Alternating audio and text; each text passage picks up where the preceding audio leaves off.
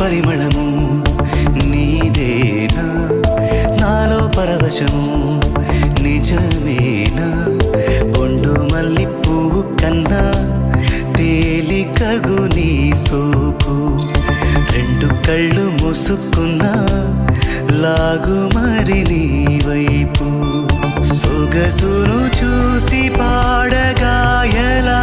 కనులకు మాట రాదుగా అలా వింతల్లోనూ కొత్త వింత నువ్వేనా ఆ అందం అంటే అచ్చంగాను నువ్వే ఏ చిలిపి